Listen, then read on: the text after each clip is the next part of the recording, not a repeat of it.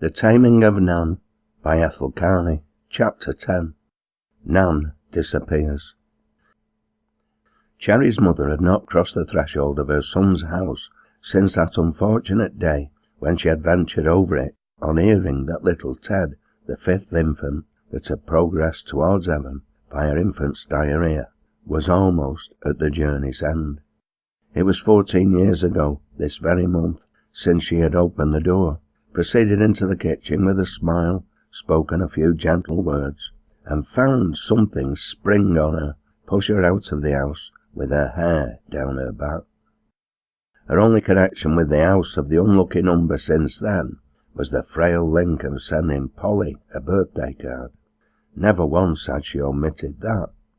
She had apparently only just realised that Polly was growing up, having, this last time, changed the card with bird, flower, or child nursing an animal in its lap for a book, namely Dr. Curtin's Happy Homes and How to Make Them, of which Polly deemed only the chapter on courtship as worthy of giggling interest. On a certain sunny day in summer, Cherry went on his wheels to see his mother, and to be cried over. He found her greatly changed. For the first time he heard her give instructions as to where and how she should be buried, allotting her blue willow dinner service to Polly, along with her gold earrings. Cherry returned through the streets with a desolate feeling upon him. His repressed emotions resolved themselves into a determined vow to bridge over the quarrel between Nan and his mother, or die in the attempt. Cherry had progressed during the past weeks. He was becoming an adept in the game of bluff, even of self-bluff. With life turned to ashes and the journey up a steep road winding him, he assured people that he was in the pink, and more than that, lived up to it. If he collapsed when no one saw him. Every evening, dog-tired, he came home to the grind of the everlasting sewing machine, and Suddy's life set itself to the rhythm of that steady grind. The outward expression of this struggle he had begun showed itself only in faint horizontal lines above the bridge of the nose. Through it all he coloured the pipe Granny had given him. It was now a golden tint. Nan had said she could do with someone to clean. Cherry suggested Jane, the sandhawker's wife. In some peculiar way he looked on the time he had first seen Jane as the waking of his real desire to grip life again. Jane, apologising for Tim's giving her the black eye, had made Cherry blush, though he knew that on every single occasion when he had struck Nan, she had asked for it. Nan was a little jealous of Jane. Jane was very free of speech. "Life's a funny thing," Jane had said on one occasion, leaning on the handle of her brush. "Look at him and me now. Wasn't we just cut out for each other? But God didn't see it." Her earnestness and Nan's look made comic opera for the man sat in the corner. He had got back by the persistent game of self-bluff, a half-baked humour, and courage that helped him through these rough days of transit. There was upon him each day a new wonder, when Nan did not have an outburst. But he did not deceive himself. Nan was only holding herself in. Besides using his brains to placate Nan, it cost him quite a penny in trash jewellery and blouses. He was as conscious of having to use strategic cunning as a statesman walking on the brink of a revolution. Sometimes he believed there was an almost imperceptible change in Nan since the night of the 3 knocks, which she had since found out coincided with the night of Lizzie's repentant passing on. Nan had always been superstitious. Moreover, she was reading the tracts which the hounder of his immortal soul was still sending to Cherry. She read them chiefly for lack of something else to read. Cherry took a glance at them once. Then he did not wonder at the link between Nan and the tracts. They were written for crude souls, humourless souls, capable of believing in and making hells. The local colouring was melodramatic. The soul queries were pointed. The positivism was like a load of bricks. Business had brought out in Nan some qualities that surprised him. "You don't know a chap till you live with him, and then it's too late," was one of Granny's sayings, and you don't know a woman when you do. Cherry believed it as he saw the furious vigour with which Nan ran the sewing machine. She would work hours at a stretch without food, when another woman would have fainted. She might have discovered a North Pole by her single virtue of savage persistency, but she was built all wrong for a little house, the mothering of a foolish girl and the coddling of a broken man. Sometimes, in his most devitalized moments, Cherry wondered if anything could ever happen that would make Nan coddle him. The idea would make him smile. He was pondering now on whether to acquaint Nan with his being about to invite his mother to Sunday tea. He could not think clearly on this evening. He was too tired. He, who had never been used to that tired feeling, who had laughed at newspaper advertisements showing people with tragic faces and those words printed under. Polly had joined a cookery class. She had bought a real cook's apron and had it on at this moment with a real cook's expression. Nan was finishing her bit of hemming at the machine. Plates were warming. The house had a drowsy good-night look creeping upon it, when into its peace came little Rob and Rob's mother. The look on her face as she came forwards into the light told that something unusual had happened. "Oh," said Nan in surprise, getting up from the machine. Then, "Had you forgotten his little sleeping shawl? It's there, Ed." "Nay, I've another at home for him," said Rob's mother. Her voice trembled. Little Rob ran from his mother to Nan. "Well, you see, Mrs. Cherry," began the woman in the shawl hesitatingly. "You can say what you have to without Mrs.," remarked Nan. "I don't need a title." The postman had once informed Nan that Mrs. was a title. She never forgot to throw it out in irony at Cherry. "Well," said the abashed little mother again. Nan lost control. She set her hands on her hips. "How many wells make a river?" she asked. She was preparing herself for something now, a suspicion that was coming to her with insulting force. Cherry and Polly both felt it too. "Well," said Rob's mother again, "it's a long way to carry him.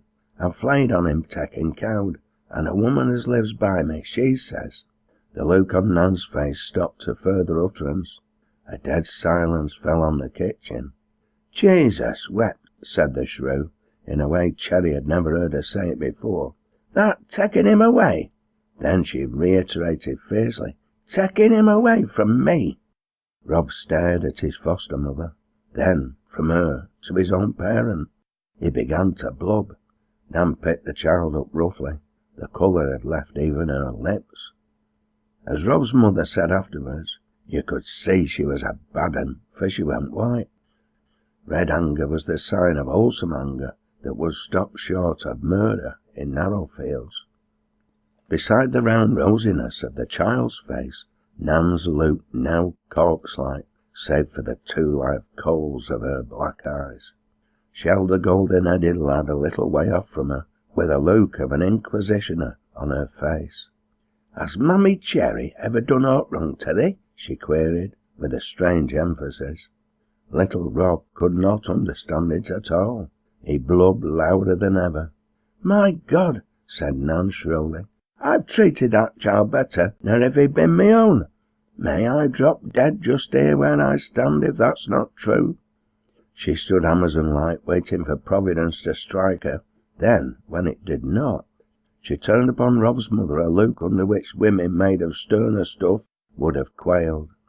Rob's mother lost her head entirely under it. She began to cry, whilst out of the tears came divers excuses, each one contradicting the last. It was at this moment that Cherry chipped in.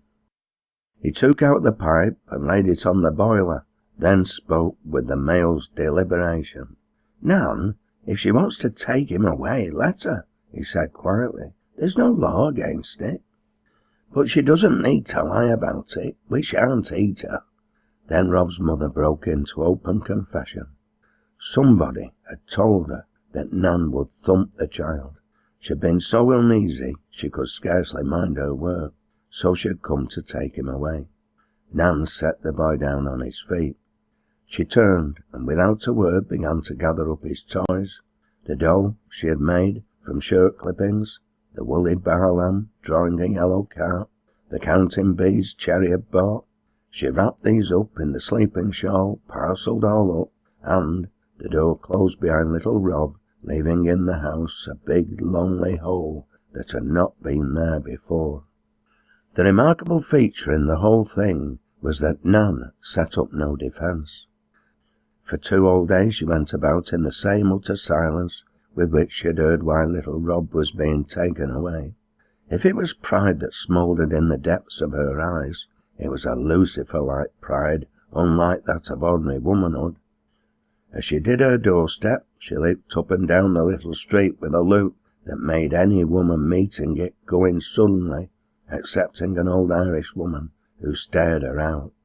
She took down the card that said she made shirts and working aprons. Those she had not finished, she left unfinished, and told folk they would not get without any explanation. Nan was on strike. On the 3rd night she went off, without saying where she was going. Tanner Fold, Cherry guessed, but her return did not coincide with the time the Tanner Fold journey would take. The loot she had gone out with was intensified. Her silence, however, had broken. She yapped out staccato replies to Cherry, but she did not begin to sew again as partner in the business. On the next night she went off again, at the same time. As she put on her hat before the glass, Cherry said mildly, "Look here, Nan, I'm not a jealous man, but if I catch any other chap fool enough to go round with them feathers of thine—" He broke off there and began to whistle. "Goodbye, don't sigh, you'll be an angel by and by." Nan gave him a queer look. "Thou needn't be jealous o' him I go out with," she said, and went off sharp. Cherry looked at Polly. She was sitting on the end of the fender, reading Lancashire Cookery Book and cooking things gloriously in her imagination. Nan came in again at the identical time she had previously returned. To the tick, Cherry summed it up. He was puzzled. She had not been drinking. Nan had finished drinking as soon as she begun, after that one glorious headache, after her round with Lizzie. Nan didn't believe in hurting herself. It had been pouring with rain, yet the feathers were not out of curl. But he said nothing. "Where's our Polly?" she asked. A faint astonishment fell on Cherry. Our Polly was tame indeed for the shrew. Nan appeared to catch it in the glance of his eye. "Just run out for a breather," he told her. "The bitch is always out," she said in something like her usual tones. Cherry had sent Polly out with a momentous letter asking Grandma Cherry to tea on Sunday. By now it would have dropped into the box. He almost wished he had not sent it. But this was too much like dallying, as he had dallied 14 years, letting that old trouble harden until now it would need a pickaxe to break into it and demolish it. Cherry went about his business and came home at his usual times. He had experienced these silences of Nan's for longer than he cared to count, but there was something different in this one, something he could not classify. "If thou wants another kid to nurse," he said once, "I can get thee one at a place I call that." Her face expressed scarlet rage at the idea. She expressed the fact that she wanted no kid, with language that made Cherry realize his mistake, without altering his deduction. Then the same silence fell again. On the Friday, Nan set to and cleaned with unusual vim. On Saturday night, she was out once more, coming in with the same sort of look, coupled with a deep dejection. Cherry himself was feeling bad. Those nerves in his left stump of a leg were giving him jip. Polly had received another letter from Bob Wilde and was busy writing one back. "This street," said Nan, whilst making supper, "wants wiping off the face of the earth." From which sentence Cherry came to the conclusion that his first deduction had been a right one. Nan looked on herself as having been robbed of the child she had nursed by the street. She was as wild as a she-bear robbed of its cub. On the Sunday morning, a soft rapping at the door. Polly went. "Why, it's little Rob," she called. "Mammy Cherry," called Rob's voice. "Wob's got some new pip-pips on, white pip-pips." "What have I to do?" called Polly helplessly. Then, "He's coming in, ooh!" Rob walked in sedately, hands in his pockets, his eyes proudly on the white slippers. "Hello," he said, peeping in on them at the doorway of the kitchen. He nodded his curly head. Then he strutted in. "Wob's got white bitches," he observed, standing by Nan's chair. He looked like a new sort of angel with a Dan Leno seriousness that was irresistible. His blue eyes gazed up in puzzled wonder at Mammy Cherry. She did not look at him. "Wob's got white bitches," he repeated, looking up at her. She did not look down at him. "New white bitches," he said, his lip beginning to wobble, and putting his hands in his pocket once more, he advanced to the hearthstone, turned his back to the fire, and mimicked Man, all the time looking to see Mammy Cherry look back at him. Nan did not look at him. Quite suddenly he burst into tears and ran and clutched her apron. "Run home," said Nan, suddenly looking down at him. "Run home. I'm not fit to be trusted, I'm not." Rob's crying stopped. He had caught a word that reminded him of something. He put his hands in his pockets again, returned to the hearthstone, and observed with a manlike attitude a back to the fire. "Not fit to trust?" He repeated what he had overheard in connection with Nan like a parrot, and with blue eyes fixed on Nan. Perhaps, he thought, that would make Mammy Cherry laugh. "Put him outside," said Nan to Polly. Polly took the child. Struggling and kicking, he was carried out. On the threshold, she gave him a tiny kiss and a big chocolate dropped from her pocket. Then, gently and almost with tears, she closed the door. Rob sat down on the doorstep. At intervals they heard his voice come up the passage, sometimes dolefully, sometimes hopefully. "Wob wants to come in. New white bitches. Opie door, Mammy Cherry. Wob'll punch the door. Opsy door, Daddy Cherry." This as a last resource. "Wob wants to come in." Then there was a long silence, after which the door gave that noise which doors give in response to a kick. It was Rob's last word. Cherry looked across at Nan. "Little devil," she said, and burst out laughing. She had spoken the words as affectionately as other women used darling or pet, and for a moment meeting Cherry's eye, she was startled, for fear she had given herself away. To cover her tracks she was yapping all morning. Apparently she was quite normal, and there was no sign of the squall coming down as they sat at the tea table. Cherry was waiting for his mother's knock. It came at length. So tremulous and feeble was the sound of it that Nan might well be suspicious that it was Rob come back again. Polly went. Cherry felt sick. Suppose Nan burst out again whilst his mother was here. He was really in a funk. Suppose Nan started where they'd left off 14 years ago. He would have to sit there and... "Ooh!" came Polly's astonished voice. Then, "Come in, Grandma." Nan looked at Cherry.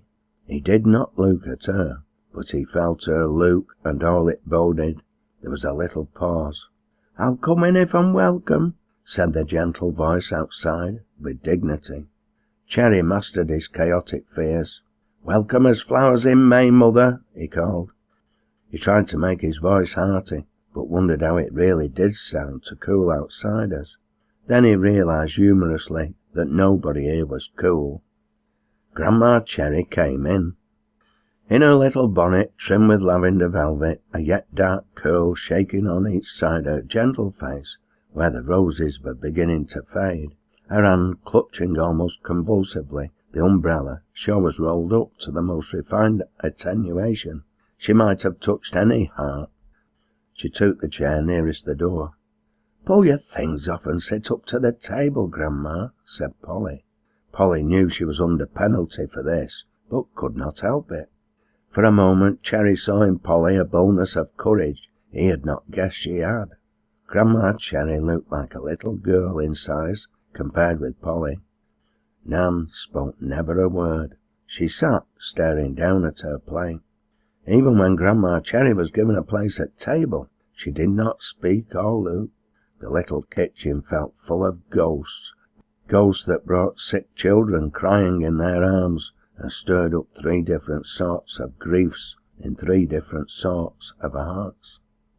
Grandma Cherry ate as an old woman who never forgets that she had seen gentlemen's service. Might eat near a caged lioness, with only a row of uncertain bars between. Grandma had not got the reception she had expected from her son's letter, but since she was here, with that pluck that had almost reached the degree of a martyr's in Aunt Dinah Cherry, and was quite well developed in Grandma also, Cherry's mother decided that before she left that house, Nan should have the peace of her mind which she would have got that morning 14 years ago had the door not been slammed before she could get her utterance. Cherry, Polly and Grandma kept up a little running stream of conversation during tea and after. Grandma said she did not intend to stay long. She began to put on her things. Then she stood in the centre of the drab kitchen, futilely trying to tie her bonnet strings. "Nan," she remarked to the woman who had still not spoken to her, "why did you do what you did to me that morning?" It was part of Grandma's pride that she would not allude to her head having been banged against the door cheeks of her own son's own house. Nan stared across at Grandma. Then she rose out of her chair, as if her sitting position was untenable with the attitude of her mind. "Because," said the shrew, speaking with a new yet terrible restraint, "you said I might well a churchyard look, for I put my children into grave." The charge came forth with a new meaning to Cherry, since he had witnessed her mood since Rob went away. She had cared for the children. She had also allowed them to die. She was like a woman who liked plants but couldn't rear them, because short of something that would enable her to understand their needs. "That," said Grandma, again trying to tie her bonnet string, "is a lie." The two eyed each other. "You said it to them who said it to me," said Nan. Grandma Cherry looked across at her daughter-in-law. "All that I had to say to you," she said, in a way that carried its own conviction, "I said to your face. That morning, when you did as you did, I came to help you, as I'd have wanted anyone to help my own lass. You had worked on the pit top, and you were only young. I came to give you the benefit of my experience. I had buried 2 myself, the same way, before I had him," pointing to Cherry. "I was married young, so I came to help you. And I also came to say," she continued, "that I was sorry for having kept a bit aloof. I had brought myself to the idea of his having married you. I had seen I was wrong. I had seen it as an old woman sees things who was not long before she goes to her long home and knows that all is vanity. And I had come to tell you, Nan, whatever anyone told you I had said, that's the truth, and the other was a lie." She managed to tie the strings through once, then said shakily, "And you did as you did." Polly went to her aid and tied the bunches under her chin. Polly's eyes were full of tears too. Nan's were staring across at Grandma, vainly trying to convey that she knew she had been in the right. The woman who had made the mischief was dead, had been dead 10 years. Nan was wild enough, had she known her resting place, to have ripped her out of the grave and strewn her bones over Narrowfield streets, but she kept up that cover of knowing she had been in the right. She had not the nobility that is swift to acknowledge and is sorry it has made a mistake. In this strange silence, a brazen assumption of contempt in Nan, that contempt which she knew belonged rightly to Grandma Cherry, the old woman put on her gloves and again seized the refined umbrella. "Annie," said Grandma Cherry, and very funny Annie sounded as a name for the shrew, "if you're willing to let bygones be bygones, I am." Poor Grandma Cherry, she thought she used diplomacy by speaking as a defaulter too. Her little gloved hand was shaking like a leaf as she held it towards Nan. The shrew's face was a study. Grandma Cherry had not only forgiven having her head banged on the door-stones, she was picking up where she'd left off 14 years ago. She was wanting to be friends.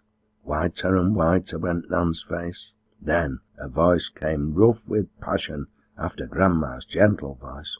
So rough and agitated was it that the tone was exactly as though someone invisible was trying to strangle her. "I'd sooner," said Nan, "spit in your eye." Thus did Nan find it hardest of all to forgive Grandma Cherry for being innocent of that she had nursed against her for 14 years. "Very well, Nan," said Grandma. Polly closed the door after her very gently when she was quite at the top of the street. It seemed like closing the door on a pathetic little human-faced saint in a homemade bonnet with lavender velvet bows. Cherry sat with the mixed feelings of a man who isn't quite sure whether he has made a mess of it or pioneered the way to something better at least. Grandma had robbed Nan of the illusion she had been nursing 14 years. But whether parting with a grievance made things better or worse, Cherry could not tell. Women were beyond his computations. They always did the thing you least reckoned on. Polly was undecided whether or not to go to church. When 3/4 of an hour had passed and Nan showed signs of making an attack on Cherry, the reflection that she had half promised Peter to walk with him after church, and the fact that she had on her new dress, swayed her decisively. She left her parents sitting one on each side the hearth in the way that Cherry sometimes sarcastically referred to as the Darby and Joan style. Polly had a glorious triumph that night. The minister introduced her to a man who had come 10 miles to hear her sing, and who said warmly that to hear her sing as she did him more good than all the sermons in the world. He hoped she would have a wonderful future. What was more to Polly, she had a wonderful walk with a wonderful moon in a blue velvet sky, and Peter telling her how beautiful she was, whilst all the time, if he had only known, she was trying to believe that he was Adam Wilde. Becky walked in front with the youth of the receding chin. Polly tripped lightly down the street after 9 o'clock, glad to hear as she entered it nothing but the strains of a wheezy harmonium playing Lead Kindly Light. All was serene, as her dad had used to say in the old days, when he was 6'1" and cracked jokes and stood about with his hand on his heart and one arm outstretched, singing to Nan, "I don't know why I love you, but I do," winding up with some kind of dance which he said was the serpentine, but which looked more like a bear's.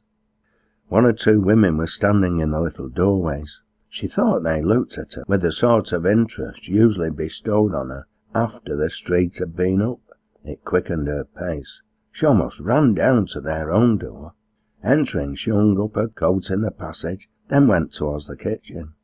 It was as she reached the threshold of a kitchen full of shadows and faint reflections from the moon that a groan broke on her ears. Immediately she stopped, palpitant. Had her dad lost all restraint and killed her mam? "Dad!" she ejaculated. Then she half stumbled over a chair and gave a faint shriek, which caused the second groan to fall on her ears. It was in her dad's voice. Quite suddenly the panic in Polly's heart passed from that which makes one to shake into the deeper panic which must find the matches and see. She found them at last. Her hands were pieces of ice. The matches broke off. Then she struck them on the wrong side of the box. At last she found the lamp, lit it, and put on the glass. She found him, laid on the floor, jammed between wash boiler and his chair, which had been pushed aside in the struggle. There was blood. It made her sick. There was a lot of blood. Everything was spinning round now for Polly. She wanted to scream and scream and scream, but a hard, cold something would not let her. "Dad," she said. He opened his eyes and saw Polly. "I didn't hit her," he said dogmatically. Then Polly saw what had done it. The one knife in the house that would cut lay near. Do you think you're killed, Dad? Asked Polly despairingly. There was a brief silence. Then Cherry laughed. I've bled a lot, he said. Been here 100,000 years. He tried to raise himself up on his elbow. Oh, Dad, said Polly. What a lotter. She shuddered again. About 5 stitches it'll need, said Cherry dreamily. I looked, then I lost the matches. He rolled over dazedly again. When he recovered again, he saw Polly's face. She'd been thinking harder than ever she had done in her life. Attempted murder for her mother, or attempted suicide for her dad. Neither would do. But she was not strong-charactered enough to act on her own initiative. She managed to make Cherry understand and give his assent to her plan. He wondered at her cleverness, in the way men wonder about things under the half-spell of an anaesthetic. It seemed hours before she came again, after the dull sound of the door closing behind her. Well, what have you been trying to do to yourself? The words were spoken with a strong Irish accent. The lamp was set down on the floor. It half-blinded Cherry. He vaguely saw a young man and guessed that this was the young new doctor who had last week pulled Polly a tooth and whom she had selected with feminine cunning as most likely to keep his mouth shut, since he was a new doctor just starting a practice. Cherry lived up to the plan Polly had consulted him about. He murmured about life not being worth the living, and it was so near to his belief just at present that the young doctor never questioned but that Cherry had been trying to commit suicide. When he was got on his chair, Polly set the lamp near, and the young man put in the stitches, after Cherry had promised that he would never, however he was tempted, do it again. Polly's teeth chattered as she beheld the operation. Cherry made no sound. The doctor was a little astonished. For a degenerate, Cherry had stood it well. More blood than anything, said the doctor. But if it doesn't go on all right, let me know at once, else I'd get in a devil of a hole. He helped get Cherry to bed, then went out, wondering why on earth he had promised the girl who had held his sleeve in the little waiting room not to tell what her father had done, but to come to him. He had promised, but he was uneasy. He decided that, hearing nothing for a few days, he would consider all was well. Polly meanwhile got her dad food and drink. Cherry was drowsy. What about the door? Quoth Polly. Leave it unlocked, he said. They were both thinking of the shrew. Where she had gone they could not guess. Polly piled up the fire. She settled herself for the night, but the shrew did not come. Polly sent word that she could not come to work next day. Cherry was very weak. It was on the 3rd day that he made the resolve to get out from that street, that house, that town. When Nan did come back, she should find them gone. It was not that he had the intention of putting her away from him for good and all, but for the nonce he was tired. Within a week it was all settled. Moreover, he managed to sell the newly started business as a going concern. Granny Harker had been written to. She only knew that Nan had left him. She answered that she'd taken a house for him suited to his needs. Cherry was going to start a femp business and clothing club in Cherrydale, centre of 6 villages that had to go to town for such things. He was setting up house with Polly. Now that Nan had not come back for so long, he guessed that pride was keeping her away. Perhaps, he thought, she was waiting for him to fetch her back, seek her out. The thought made him smile. Nan was a habit, but a habit that he could temporarily give up with very little inconvenience. At least such were his opinions as he followed the lorry that bore their household goods on the road that ran to Cherrydale, where there was more scope for a fent dealer and more air. Polly he could see perched up on the bedding on the lorry, her face every now and then turning towards the driver. She was flirting her way into Cherrydale. Quite suddenly he saw her start and grow demure. Coming along the road was a milk cart and a brown pony. Holding the reins was a handsome young man who was whistling, but broke off to look up at the girl on the throne of the bedding. He lifted his cap. Now, he'd a good head on him, called Cherry from behind the lorry. Polly laughed. Her dad would discuss the shapes of men's heads as if they were Airedales. He was going to ask her who the young man was when coming to meet them in her bonnet with the geranium looking redder than ever was Granny. She stood full in the middle of the road. "Welcome to Cherrydale," she cried. "Then I know where she is. She's all right. Now whatever happens to now, I'll tell you after." She winked, looking significantly at the driver.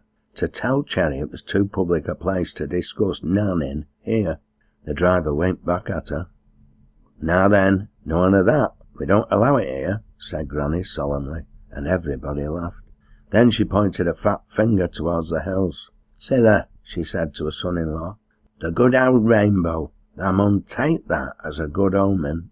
She led the way to a lane that turned from the main road and climbed up a hill. There, on the summit of the hill, just sufficiently removed from the hill path to be out of way of dust, was a house, a whitewashed house, with a real porch, whose top was cushioned with golden moss, and with a garden back and front. Granny told Cherry the price. He whistled. "It's hardly," said Granny solemnly, "the price of the rosy dandrum there in the garden." She took out the key and handed it to Polly. Polly unlocked the door, giggling and important. Then, remembering, she came back and helped her dad through the doorway into a place smelling of new whitewash, into a kitchen with mullioned windows, deep sills, and a window seat. In the corner was a man's big chair. Cherry stared at this. "It were his," said Granny Harker, in the tone she only used when referring to the Primrose Leaguer. "It's no good anybody falling out about who has that, when I can't say a word for myself, so I had it fetched up well. Here, mon," she shouted to the driver from the door, "come and give hand." He came. They lifted Cherry into Pa Harker's chair. Then Granny took off her bonnet and set to work. "If there's aught I enjoy now and again," she remarked as she fetched and carried, "it's a flitting. Now thee, lie back and take it cool." Cherry smiled, but it hurt to have to sit back. He had left the drab house, but he had not left himself. There was one thing, though. Here in Cherrydale he started in a house without the old sad bad memories. Here in Cherrydale he had not to live down the man who had been 6'1". Here in Cherrydale he started without Nan. It wouldn't be for long, possibly. But if she had to sue to come back, Nan was unnanned. Never again would it be the same. She would have admitted the dominion of the mere male. He did not ask any questions about her. Like Granny, he knew that she was all right. Nan wasn't the sort they made angels of. As he watched Granny and Polly together, the idea came to him that Granny might make a woman of Polly. He decided soon to ask her about it.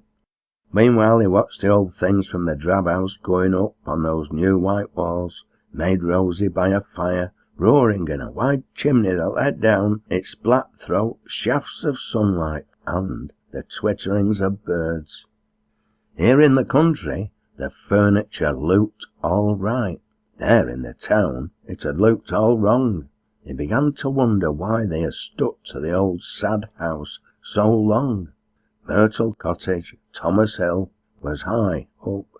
For the first time Cherry knew what the psalmist meant when he spoke of the feet being set on a hill.